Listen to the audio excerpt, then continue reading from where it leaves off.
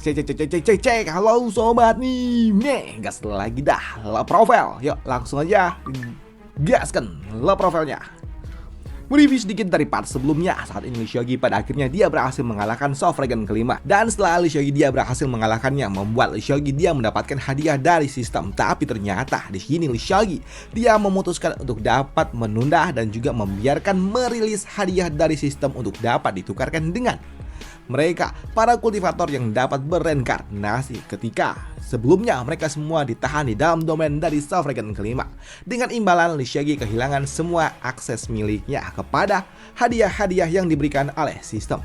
Selain itu juga di sini Shogi dia mendapatkan sebuah notifikasi kalau ternyata dia mendapatkan sebuah petunjuk tentang misi yang akan terjadi dalam waktu dekat, misi tingkat S, di mana misi itu akan terjadi di wilayah Bezo, yang tentunya hal itu menarik perhatian bagi Shogi tentang misi tingkat S. Dan ternyata itu adalah misi kalau saat ini Gunung Chinkyu yang ada di Bezo ada di ambang kehancuran. Dan Shogi dia juga mendapatkan sebuah notifikasi kalau ternyata bencana yang ada di Bezo akan ditimbulkan oleh dua orang yang ada dari masa lalu, di mana salah satunya berasal dari kultivator iblis, yang tentunya hal itu menarik perhatian bagi Shogi, yang membuat Shogi dia pun tahu kalau ternyata ini semua adalah ulah dari Li Suifeng. Dan itu membuat Shogi dia tidak habis pikir kalau ternyata Li Suifeng dia bukan cuma di Kingzo aja tapi di Bezo juga, yang membuat Shogi dia pun bertanya-tanya tentang apa yang sebenarnya direncanakan oleh Li Suifeng, pikir dari Shogi. Dan karena memang Shogi dia harus segera pergi memberitahukan ini semua kepada pimpinan dari Bezo,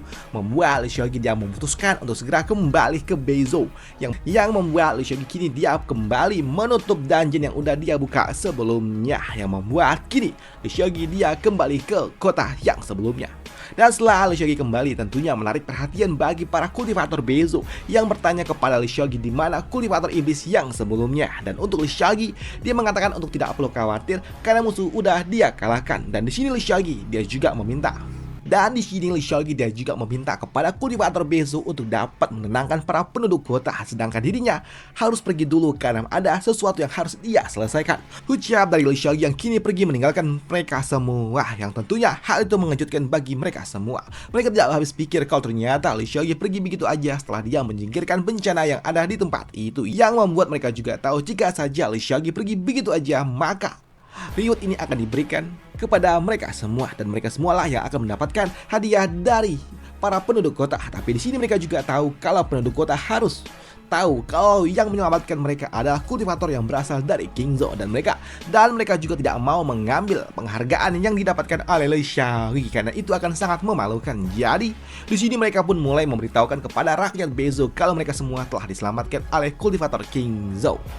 Sedangkan untuk Shogi dia nggak ambil pusing dengan itu semua, dan dia sebelum pergi menuju Gunung Chinkyu dia mencari di mana Qian berada, karena sebelumnya Shogi dia melihat Qian sempat bertempur dengan salah satu tubuh dari Li Suifeng. Dan setelah mencari ternyata Shogi menemukan Qian dia terbaring di bawah sana, yang membuat Shogi dia pun menyadari betapa kuatnya Qian. Pantas saja dia adalah salah satu MC dari dunia Tian Xuan. Dia sangat kuat walaupun memang saat ini kemampuannya masih ada di bawahku, pikir dari Shogi. Di sini Shogi dia pun memeriksa kondisi dari Qian, dan di sini Shogi dia menyadari kalau ternyata saat ini Qian dia kehabisan energi spiritualnya, dan yang membuat dirinya kini pingsan. Tapi di sini Shogi dia juga bingung kenapa Qian kok bisa pingsan padahal dia sekuat itu. Gadis ini apakah dia sedang pura-pura pingsan, pikir dari Shogi. Dan ternyata Qian dia mencoba untuk dapat menahan tawa, dan dia hanya tersenyum berpura-pura kalau dia sedang terluka. Namun menyadari kalau ternyata Qian sedang berpura-pura, membuat Shogi dia mengatakan, oh ternyata dia udah meningsoy. Kalau begitu ya sudahlah, ayo kita kremasi aja, ucap dari Shogi yang membuat Qian langsung bangun gak tuh ketika dia mendengar kalau ternyata Shogi akan mengkremasinya padahal dia masih hidup. Tunggu dulu paman, aku masih hidup, ucap dari Qian, yang membuat Shogi dia pun berujar, lantas kenapa kau malah berpura-pura pingsan? Ucap dari Shogi. Dan sekarang ayo kita pergi, kita harus pergi menuju Gunung Chinkyu, ucap dari Shogi, yang membuat Qian, yo ayo paman sambut dari gadis ini yang sebelumnya pura-pura pingsan. Di sini Kian dia juga bertanya kepada Lee Seok-gi tentang apa yang sebenarnya terjadi, dan dia juga mengatakan kalau dia sempat jual beli serangan dengan salah satu musuh yang telah membangkitkan kultivator iblis itu, yang membuat Lee Seok-gi dia pun membenarkannya. Dia menyadari kalau ternyata sebelumnya ada dua energi spiritual yang sangat familiar, dan ia adalah orang yang aku kenal dan dia namanya adalah Lin Han, ucap dari Lee Seok-gi. Di sini Lee Seok-gi dia pun menyadari kalau orang-orang itu pasti adalah tubuh ketiga dari Lee Sui-feng, ucap dari Lee Seok-gi. Walaupun di sini Lee Seok-gi dia nggak tahu apa motif dari ini semua, tapi yang jelas yang dilawan oleh Kian adalah salah satu tubuh dari Lee Sui-feng. Mendengar hal itu tentunya membuat Kian dia pun bingung tentang apa maksud dari ini semua. Kenapa Lee Sui-feng yang merupakan master sekte dari sekte pedang membuat bencana seperti ini? Bukankah ini adalah sesuatu yang tidak masuk akal, ucap dari Kian. Tapi untuk Lee Seok-gi dia juga nggak tahu kenapa Lee Sui-feng melakukan ini semua. Tapi suatu hari nanti kita pasti akan mengetahuinya, ucap dari Lee Seok-gi. Dan setelahnya kini mereka pun kembali melanjutkan perjalanan menuju Gunung Chinkyu, tempat di mana saintis berada. Dan setelah Lee Seok-gi pergi beberapa waktu kemudian, ternyata ada yang bangkit dari kuburnya, dan ternyata itu adalah tubuh ketiga dari Lee Sui-feng. Di sini gadis ini ternyata dia masih hidup, dan dia tidak menyangka kalau ternyata Kian sekuat itu. Gadis itu dia hampir saja menyingkirkanku, padahal dia cuma manusia biasa. Tapi kenapa dia bisa berubah menjadi monster aneh seperti itu, ucap dari gadis ini. Dan di sini gadis ini dia juga menyadari kalau saudaranya juga masih hidup, dan ternyata itu adalah Lin Han. Di sini gadis ini dia pun mengatakan kepada Lin Han kalau hampir saja kau disingkirkan oleh gadis itu, dan jika gadis itu yang melakukannya maka kau jangan mungkin dapat bangkit lagi, ucap dari gadis itu. Di sini gadis ini dia juga mengatakan kepada Lin Han untuk segera bangkit.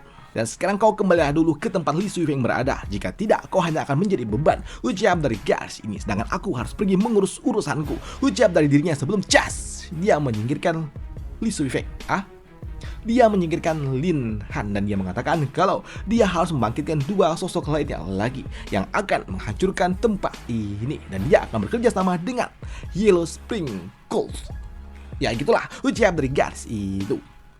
Sedangkan di sudut lainnya tempat di mana para kultivator kuning ataupun Yellow Spring itu, ternyata salah satu dari mereka sedang menunggu bosan karena mereka saat ini sedang menunggu kedatangan dari kultivator Kingzo, yaitu si gadis yang sebelumnya. Di sini orang ini dia pun benar-benar bosan dengan ini semua, dan dia ingin segera menyingkirkan para kultivator lainnya. Namun hal itu pun diminta untuk dapat ditahan sejenak oleh rekannya yang ada di sebelahnya, di mana dia mengatakan kalau saat ini mereka harus menunggu seseorang yang akan datang yang dapat membangkitkan orang yang cukup kuat, di mana sosok yang akan dibangkitkan adalah sosok yang telah hidup di 10.000 tahun yang lalu tanpa menggunakan Soul Jade, dan itu adalah sesuatu yang luar biasa. Tapi untuk dapat melakukannya, mereka tahu kalau mereka harus menyiapkan persembahan sebanyak 300.000 jiwa, dan itu adalah jumlah yang sangat banyak, yang membuat rekannya pun sungguh sangat senang karena mereka hanya perlu menyingkirkan dan juga menyiapkan para persembahan itu, ucap dari rekannya itu. Sedangkan untuk gadis yang ada di sebelahnya, dia tidak sabar pula untuk dapat segera membalaskan dendamnya yang telah dia simpan selama 300 tahun, ucap dari gadis itu yang ingin membalaskan dendamnya kepada saintis. Sedangkan di sudut lainnya, saat ini untuk Lee Seok-gi dia telah tiba di Gunung Chinkyu bersama dengan Kian. Tapi untuk dapat masuk ke dalam sana, mereka juga harus menggunakan token pembuka, kan ternyata tempat itu dilindungi oleh formasi yang sangat besar, dan untuk dapat memasukinya Kian dia memiliki token untuk dapat membukanya. Dan ketika Kian dia mengeluarkan tokennya, ternyata yang keluar adalah malah Kutang, yang membuat Kian tentunya dia juga terkejut kalau ternyata dia salah ngeluarin benda nggak tuh. Yang dia keluarkan harusnya token, yang ada malah Kuteng. Waduh, yang membuat Kian dia tentunya malu ketika dia mengeluarkan benda ajaibnya di hadapan dari Lee Seok-gi. Tapi di sini untuk Lee Seok-gi yang melihat itu semua, dia hanya tersenyum dan dia melirik ke arah Kian karena memang saat ini Kian sudah cukup umur. Dan di sini Lee Seok-gi dia juga masih bertanya-tanya tentang couple ataupun pasangan dari Kian siapa nanti di masa depan, pikir dari Lee Seok-gi. Tapi ya siapa lagi ya yang bisa menjadi pasangannya. Namun untuk sosok seperti Kian yang memang luar biasa, pasangan yang harus dia pilih adalah orang yang sangat luar biasa, dan siapa yang cocok untuk dirinya di dunia Tian Xuan ini. Dan hanya akulah yang paling menarik di seluruh dunia Tian Xuan ini, pikir dari Lee Seok-gi yang memang ya udah tabiatnya lah dia narsis tingkat dewa. Waduh. Namun di sini di sela-sela itu juga untuk Kian dia masih sibuk mengubek-ubek di mana token untuk dapat membuka formasi ini. Lah kok nggak ada di mana token aksesku, pikir dari Kian yang panik. Namun di sela-sela Kian sedang mencari-cari, ternyata muncul formasi pembuka segel, dan ternyata itu adalah saintis yang datang menyambut kedatangan dari Lee Seok-gi dan juga Kian, di mana saintis dia pun mengatakan itu hanyalah sebuah token akses biasa dan itu bukanlah sebuah masalah besar, dan lain kali jangan sampai hilang lagi, ucap dari saintis yang menyadari kalau Kian udah kehilangan token aksesnya. Namun melihat masternya datang tentunya membuat Kian dia pun bertanya kenapa master ada di sini, ucap dari Kian. Tapi untuk saintis dia tidak menjawab pertanyaan dari Kian dan dia mengatakan kalau saat ini dia telah menunggu kedatangan dari Lee Seok-gi dan aku telah menunggumu cukup lama, ucap dari saintis. Dan Master Sekte Lu, apakah kau bersedia untuk dapat berbicara berdua dengan diriku, ucap dari saintis yang membuat Kian dia malu karena dia takut kalau gurunya melihat kuteng yang ia miliki sebelumnya. Apakah guru melihat yang aku bawa tadi, ucap dari Kian. Sedangkan untuk Lee Seok-gi tentunya dia dengan senang hati akan pergi bersama dengan saintis. Lagi pula ada sesuatu yang ingin aku bicarakan juga, ucap dari Lee Seok-gi. Baiklah kalau begitu silakan masuk, ucap dari saintis. Mendengar hal itu tentunya membuat Kian dia pun bertanya, lantas aku bagaimana master, ucap dari dirinya. Dan untukmu bocil, tunggu di sini, ucap dari saintis yang membuat Kian lah dia dikurung di luar. Sedangkan Lee Seok-gi pergi bersama dengan saintis. Dan ternyata Lee Seok-gi dan juga saintis mereka pergi menuju sebuah pavilion kecil. Dan di sini saintis dia mengatakan kalau Lee Seok-gi udah benar-benar luar biasa. Selama 6 bulan terakhir dia benar-benar membuat namanya tersebar di seluruh dunia Tianxuan. Bahkan saat ini Lee Seok-gi juga telah dikenal sebagai orang yang telah menyingkirkan Raja Iblis dan King, yang membuat saintis dia pun kagum dengan Lee Seok-gi. Setiap tindakanmu selalu aja memicu peristiwa besar yang ada di dunia Tianxuan dan kau adalah junior yang luar biasa, ucap dari saintis. Sedangkan untuk Lee Seok-gi dia mengatakan kalau para bencana itu datang tepat di mana dia ada, jadi ya dia nggak punya pilihan lain selain menyingkirkan masalah yang ada di depan sana. Jika tidak maka sektemu yang akan hilang, ucap dari Lee Seok-gi. Dan di sini Lee Seok-gi dia juga mengatakan kalau dia ada sesuatu yang ingin ia ucapkan tanpa perlu basa-basi lagi hingga memaksanya datang mendasak ke tempat ini, ucap dari Lee Seok-gi, yang membuat saintis dia pun bertanya apa maksud dari itu semua. Apakah ini tentang Gunung Chinkyu, ucap dari saintis. Mendengar hal itu tentunya membuat Lee Seok-gi cukup terkejut ketika saintis tahu tentang masalah besar yang akan menimpa Gunung Chinkyu. Padahal Lee Seok-gi sendiri baru aja tahu tentang ini semua bantuan dari sistem. Bagaimana saintis bisa tahu? Pikir dari Lee Seok-gi, dia memang pantas menyandang gelar salah satu dari 4 orang suci yang ada di dunia Tianxuan ini, pikir dari Lee Seok-gi. Di sini Lee Seok-gi yang bertanya kepada saintis dari mana saintis tahu, membuat saintis dia mengatakan kalau dia mengetahui itu semua dari kitab suci Chinkyu yang ada bersama dengan dirinya. Kalau bencana besar akan segera menimpa Gunung Chinkyu, tapi bencana seperti apa dia juga tidak tahu, ucap dari saintis, yang membuat Lee Seok-gi pun mengatakan baiklah kalau begitu biar junior ini yang mengatakannya langsung. Kalau Yeo Spring dan juga Master Sekte Pedang saat ini Lee Suifeng mereka sedang bekerja sama untuk dapat menghancurkan Gunung Chinkyu, ucap dari Lee Seok-gi, yang membuat saintis dia pun tersenyum dan dia mengatakan menghancurkan Gunung Chinkyu hanya dengan kultivator dari Yellow Spring serta Lee Suifeng, memangnya apa yang bisa mereka lakukan, ucap dari saintis. Dan Master Sekte Lu, harusnya kau tahu dari 4 defense sword yang dimiliki oleh King Zhou hanya Soft Dragon lah yang setara dengan diriku, ucap dari saintis yang agak sedikit sombong kalau dia sosok yang terkuat di Bezo. Bahkan Soft Dragon aja imbang, waduh. Tapi untuk Lee Seok-gi dia juga tahu kalau kemampuan yang dimiliki oleh saintis memang sekuat itu dan setara dengan Soft Dragon. Namun masalahnya tidaklah sesederhana itu, ucap dari Lee Seok-gi. Di sini Lee Seok-gi dia mengatakan kalau saat ini musuh menggunakan metode rahasia yang memang sangat mengerikan, di mana mereka membangkitkan orang-orang yang berasal dari masa lalu dan tentunya itu sangat berbahaya. Bahkan sebelumnya aku dan juga Kian baru aja diserang oleh hantu-hantu itu, ucap dari Lee Seok-gi, yang membuat saintis dia pun bertanya memangnya orang seperti apa yang bisa membuat Lee Seok-gi sampai kewalahan. Ya, dia adalah Soft Dragon kelima, ucap dari Lee Seok-gi, yang sempat membuat saintis dia sempat terdiam. Dia nggak menyangka kalau ternyata sosok yang dibangkitkan adalah seorang Soft Dragon. Namun di sini saintis dia mengatakan kalau mau sekuat apapun orang yang telah dibangkitkan itu, pada dasarnya mereka semua hanyalah sebuah boneka yang rapuh. Dari manapun mereka berasal, aku akan kembali mengirim mereka ke tempat asal mereka berada, ucap dari saintis yang yakin sekali dengan kemampuan yang ia miliki. Ya bagaimana tidak, dia kuat cuy.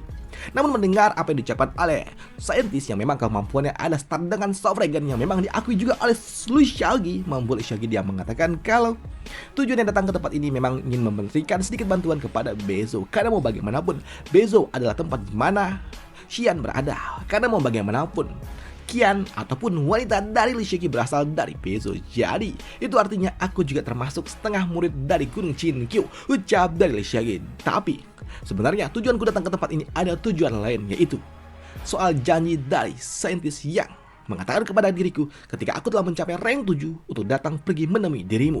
Jadi, bisakah aku meminta hadiahku? Ucap dari Luciagi yang tentunya mengejutkan bagi saintis. Ketika Luciagi menagih janji ketika dia telah mencapai rank 7. Namun melihat saintis yang tiba-tiba aja terkejut serta terdiam, membuat Luciagi dapat bertanya ada apa? Yang membuat saintis dengan malu-malu dia mengatakan kalau dirinya masih belum siap. Yang membuat Luciagi dapat bertanya apa?